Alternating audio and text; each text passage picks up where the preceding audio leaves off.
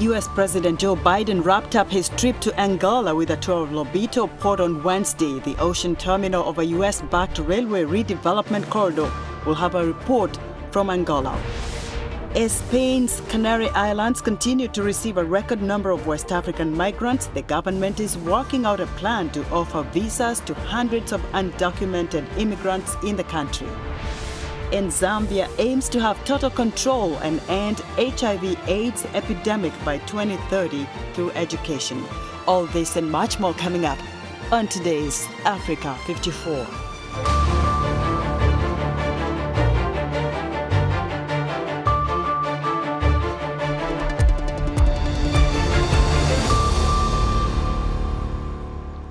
President Joe Biden wrapped up his trip to Angola with a tour of Lobito Port, the ocean terminal of a U.S.-backed railway redevelopment corridor.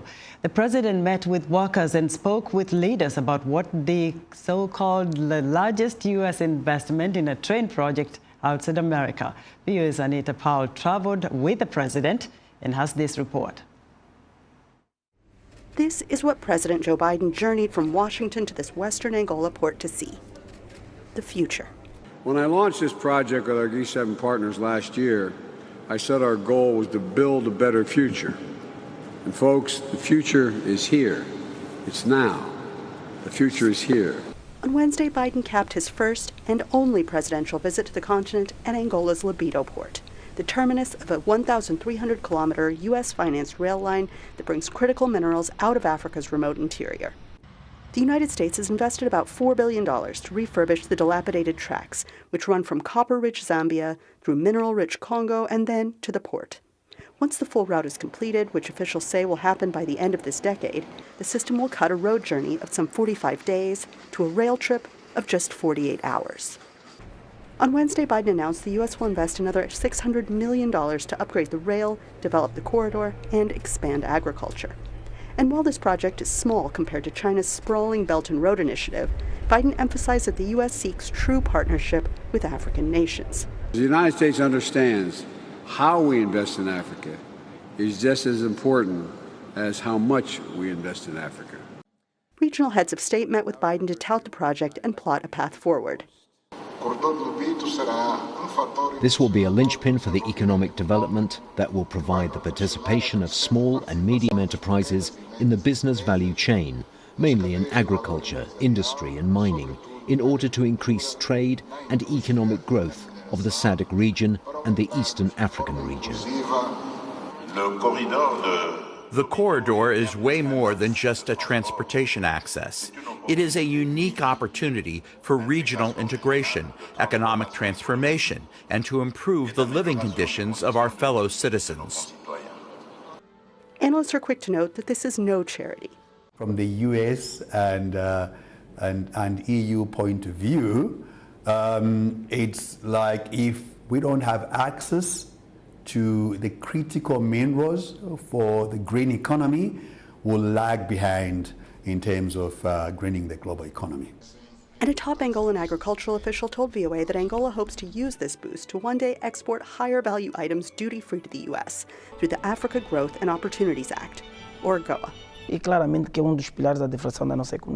We are also very focused on promoting internal production, effectively solving our need to feed our people. And as the process allows us to effectively evolve towards opportunities such as AGOA. It makes for an attractive future, one that Biden hopes will outlive him. Anita Powell, VOA News, Lobito Port, Angola. Ghanaians go to the polls on Saturday with the ruling New Patriotic Party, NPP, and the opposition National Democratic Congress, NDC, wrapping up their campaigns Thursday. Both major rallies are being held in Accra, 5 kilometers apart. People on the streets in the Ghanaian capital, Accra, are weighing in on some of the key issues that could influence how they cast their ballots. VOA's Paul Ndiho is in downtown Accra and spoke to a few people to hear their thoughts. I'm here at the ruling party headquarters where voters from across the country are mobilizing themselves to go vote back in their respective counties or constituencies where they come from. Well, I'm excited that for the very first time we are going to have a leader who is thinking about the youth, in the sense that digitalization is now a theme of the world. So you need a leader who is abreast of the 21st century and the jobs that are needed in the 21st century. And that's what Dr. Bawumia is providing. This is a man that is leveraging on technology to make the lives of his citizens better. And that's what I'm excited about. What I'm excited about is actually the fact that a lot of Ghanaians have also bought into this vision, and that they are also supporting their rally. You can see the number of people here who are ready to go and vote.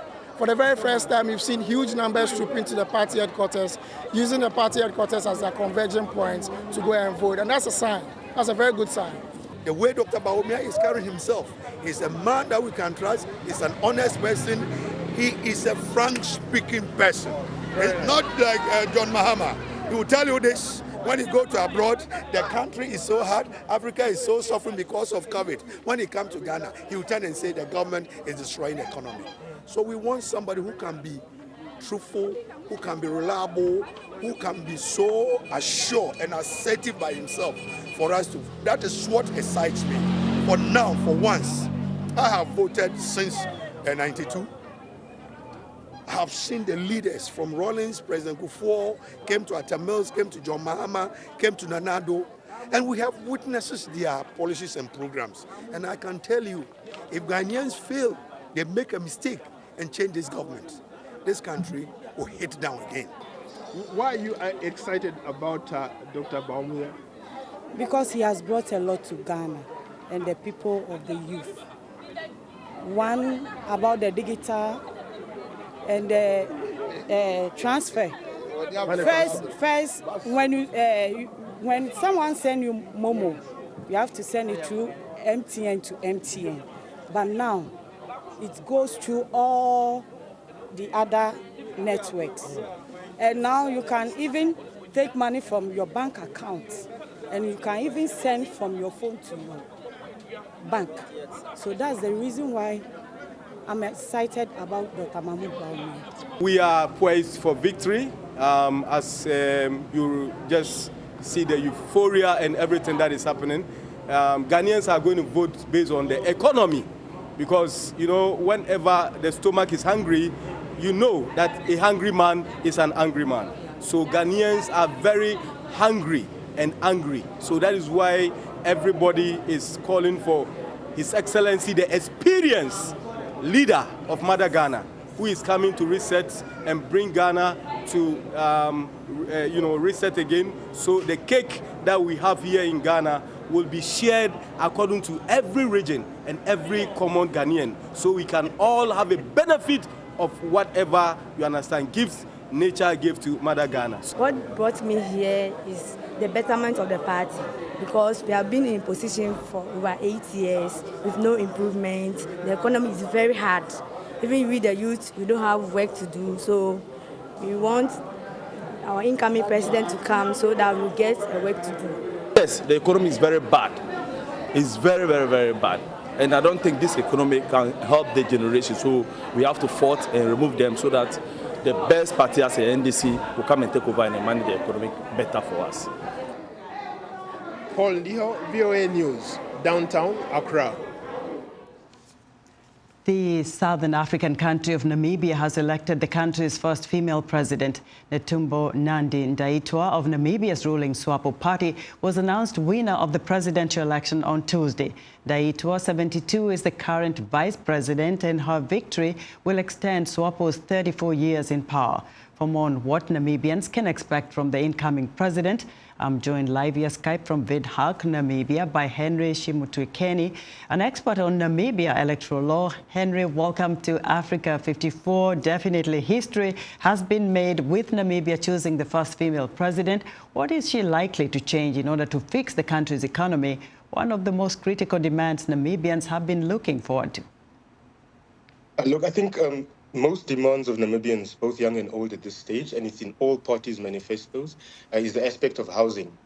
Housing and employment. We've got a youth unemployment which is standing at about 40-something%. So the most parties, including her, in their manifesto, in their promises, those are the things that they're aiming to change, and those are the things also that the electorate is expecting them to prioritize, which is employment and housing. Henry, it's not unusual for politicians to make very big promises during campaigns, but how is she likely to respond to the demands of Namibians' youth who are struggling to find jobs? Look, I've noticed the discussion is going a lot around what is the president going to promise. But we've seen over the last 34 years, during which her party has governed this country, in that there's a certain level of continuity of the policies of the ruling party or lack thereof in some certain areas. And during she's the fourth president, and the focus should be more on the party as opposed to her. Because the observation for Namibia has been that presidents change, the party has remained the same, and therefore the policy and the approach to these particular areas or key areas such as employment and housing have remained to a certain extent the same, purely because the party which she comes from has been ruling for 34 years, which is the SWAPO party, and they won with a majority of about 53 or 54%. So I think one should look more towards the party which has won, which is her party, and her as the leader of the party. But the policies of the party in our country have shown to be what basically dictates the policies or lack thereof. You know, Henry, Ndaitwah is now 72, and perhaps some of the questions the young people are wondering about is whether she will be able to deliver much at this age within her 5-year term as president. Look, I think for now, she's coming into the office as president as the current Minister of International Relations, and before that, Minister of International Relations, and currently the Vice President. But for a large time, she served as the Minister of International Relations. So currently, as we speak, there's no need really to doubt her capacity now for the next 5 years. I think the question will come to say that she's supposed to serve, if it is that it happens, this term and the next. So I think the question should rather be, will she still be able, because of her age, and we've seen that in a few countries, including yours, to serve a second term after finishing this 5-year term. But currently, and you can see from some of the videos that there's no real indication, despite being a little bit at an advanced age, that she won't be able to at least endeavor to see through the promises that she made during her campaign period. And Henry, what kind of relationship is she likely to forge moving forward with neighboring countries? Well, I think with neighboring countries, that one is quite standard. Most of the neighboring countries within SADC, which is basically the regional group, have been the same for the last, I think, even before Namibia's independence. And that's primarily because a lot of these countries were supportive towards Namibia before 1989, in Namibia's struggle towards becoming an independent state from South Africa. So we're talking about countries primarily like South Africa, which is our biggest trade partner. We're talking about countries like Zimbabwe, even though the ties between the two countries at a government level aren't necessarily that entrenched, but there's a deep-rooted relationship between her party, which is the ANC, and the ZANU-PF. We're also talking about her party, which is the SWAPO party, apologies, and the ZANU-PF, and the South African party too, which is the ANC. So from a regional perspective, we do not expect to see much change. The same goes if we look upwards too, towards Namibia's relationship between us and Angola.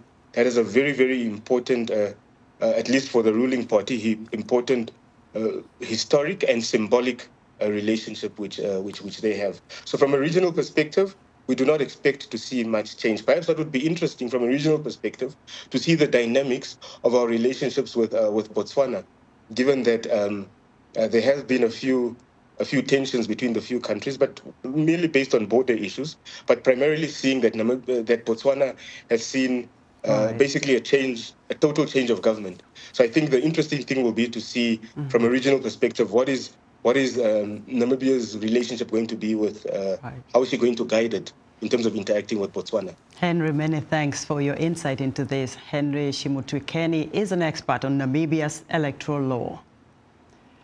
Record numbers of migrants have arrived on Spain's Canary Islands from West Africa this year. According to latest government figures, Spain plans to offer visas to hundreds of thousands of undocumented migrants already in the country, as the government says it needs young workers to boost its economy.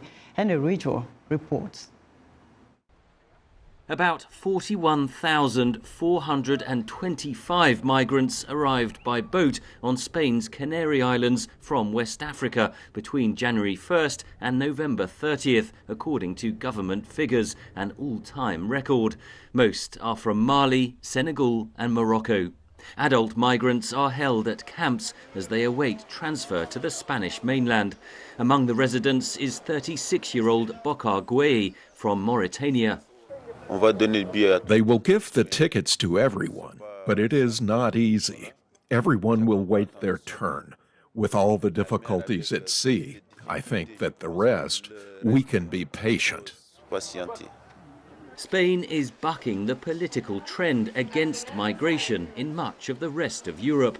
Madrid has announced plans to offer visas to 300,000 undocumented migrants every year for the next 3 years, allowing them to stay and find work.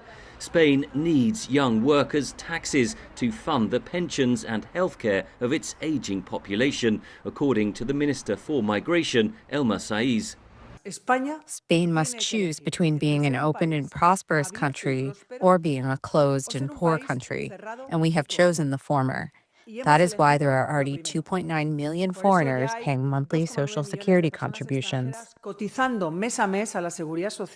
visas will only be offered to migrants already in Spain. Simultaneously, Madrid says it is clamping down on new arrivals by striking deals with African states to curb migrant departures and increase offshore patrols. Spain has also called for the EU border agency Frontex to resume operations in the region. But on the Canary Islands, tensions are growing. Spanish residents have staged demonstrations against the high levels of immigration. Right now, we don't need immigrants to work. What we need is to give work to the Canaries and to the Spanish in general. We must take care of our land, of our people, of our children, and encourage Canarians and Spaniards to have children. Because if not, what will be left of Spain and the Canary Islands? We will lose our identity. The migration debate is overshadowed by tragedy. The journey from Africa's Atlantic coast to the Canary Islands remains one of the deadliest routes to Europe. Aid agencies estimate around 1,000 people die every month attempting the crossing. Henry Richwell, VOA News. Still to come, Zambia aims to have total control and end HIV/AIDS epidemic by 2030. We'll be right back. As we commemorate this year's Human Rights Day, we reflect on the 2024 international report from the NGO Equality Now that finds continued gaps in family laws in many African countries that fuel discrimination of women and girls. On the next episode of Our Voices, we discuss laws in areas ranging from marriage, inheritance, and more, and look for solutions to keep women and girls from a life of disadvantage and despair. Join the conversation each week, right here on Our Voices.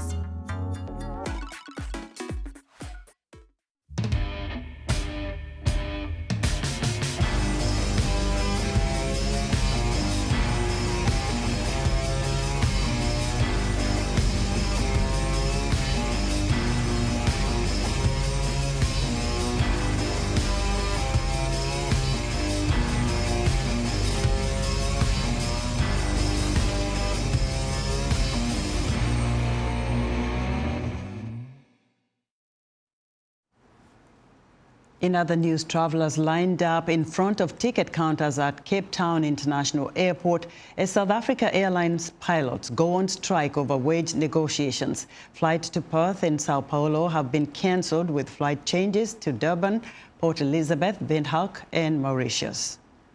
Shelling started again at Sudan's famine-stricken Zamzam displacement camp on Wednesday, injuring 7, where there are 500,000 people there in need of life-saving food aid.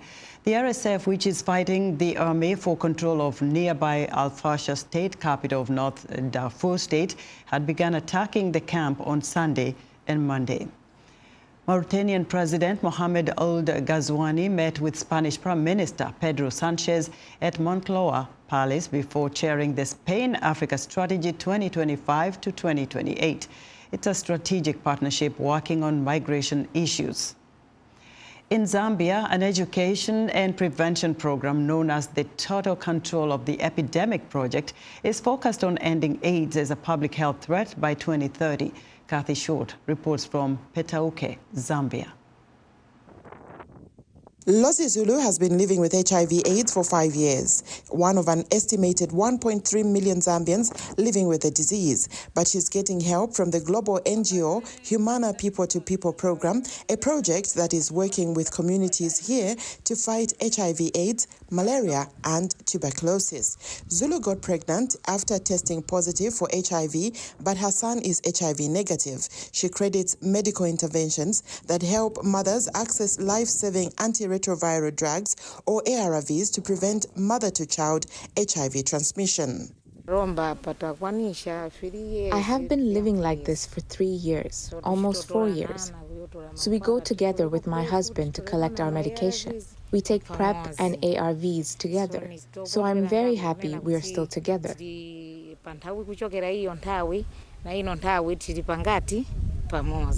Zulu's husband, Joseph Banda, is HIV negative. He takes pre-exposure prophylaxis, PrEP, a medication that reduces infection from HIV, the virus causing AIDS. Zulu and Banda are what is known as a discordant couple, where one partner is HIV negative while the other is HIV positive. My wife takes antiretroviral drugs to protect her from transmitting the HIV virus. She has to continue taking this medicine. Margaret Zulu is a field officer at Development Aid from People to People in Zambia, or DAP, helping clients around the community to ensure that they are consistent in taking their medicines. She says field officers and community health workers visit people living with HIV who fell out of treatment to re-engage them and help them form small HIV treatment adherence support groups known as trios. This program of TCE epidemic control has helped people to have knowledge about HIV, about prevention measures, what to do if we have tested negative, what step they can do, or how they can live positive life when we find the discordant couple. Mwamba Chunda works as an HIV focal point person with the Ministry of Health at Petauke District Hospital, helping HIV-positive people adhere to their treatments. We used to lose a lot of clients on treatment. You know, when you share someone on treatment, within a short period of time, they are lost. But we're engaging in the community. The project involves traditional leaders like village headman Yora Mwanza to raise awareness in communities about HIV/AIDS prevention and treatment programs run by DAP. We started going door to door telling those who didn't attend the meetings that DAP has got this very good program and we should benefit from it because what we are learning is prolonging our lives, a good life. DAP Zambia is implementing the Total Control of the Epidemic Project and Education and Prevention Program. Elisa Sorensen is its managing director. We are still saying putting people first. And the slogan in the TC program is that only the people themselves can eliminate themselves from the TB and HIV epidemics. The UN's bottom-up approach, combined with high-quality health services, aims to make Zambia reach the ambitious goal set by the UN of no new HIV infections, zero AIDS-related deaths, and zero stigma and discrimination by 2030. Kathy Short, VOA News, Petauke, Zambia. Los Angeles has approved a so-called sanctuary city ordinance. It's a response to President-elect Donald Trump's promise of mass deportations when he assumes the presidency in January. The ordinance won't stop federal officials from deporting undocumented immigrants, but it reinforces the city's vow to protect its immigrant population. Angelina Bagdasarian has the story, narrated by Anna Rice. Claudia Ventura has lived in Los Angeles for 20 years. She has a job and a family here, but no legal documentation. Ventura is among the roughly 800,000 LA residents who lack U.S. legal status. And like many others, she feels uneasy after Donald Trump won the presidential election. Now, when I see not a lot of people in the street, it's less people. It's bad. Yeah, I think the people are scared for the deportation. The Los Angeles City Council approved a so-called Sanctuary City Ordinance on November 19th. This means local police and state authorities are not going to share information on people's immigration status with federal immigration authorities unless it involves a serious crime. A city ordinance like this sends a very strong message to the community in Los Angeles and to the rest of the nation that in Los Angeles, resources available will be used for the purposes of keeping the community safe, of keeping the community trusting in their own leaders, and in keeping the community thriving, not in arresting them or causing chaos in their communities. Yet not everyone in the city agrees with this decision. Trump supporters, roughly 38% of residents, according to the election results, don't want LA to be a sanctuary city. I think it's a disgrace. I think that we have to take care of our own first. When we say America first, it doesn't mean you don't take care of others. It just means we take care of our own first. Linda Hanna's parents are from Mexico. They came into the United States legally, and she believes whoever has done so illegally should be deported. The ordinance will have little practical effect because LA has barred police or immigration officials from questioning a person about their immigration status since 1979. The LA's new status doesn't mean there can't be deportations. It just means that local authorities won't help federal officers find and deport undocumented immigrants. I think that federal officers will start with mass raids as opposed to asking random passers-by for documents on the streets. I believe there will be mass raids at factories and in the agricultural industry where, according to official data, undocumented immigrants are most likely to work. Cabrera believes amnesty is a better idea than deportations. We have to insist that mass legalization is the option. We have to insist that there's a better way to treat immigrants in this country. After the inauguration on January 20th, Trump has strongly suggested he might declare a national emergency and use U.S. military personnel to help conduct mass deportations, a move that immigration advocates have vowed to fight in court. For Angelina Magdasaran in Los Angeles, California, Hannah Rice, VOA News. And that's our show for today. Be sure to watch Africa 54 on our website at voaafrica.com. From all of us here in Washington, thanks for watching.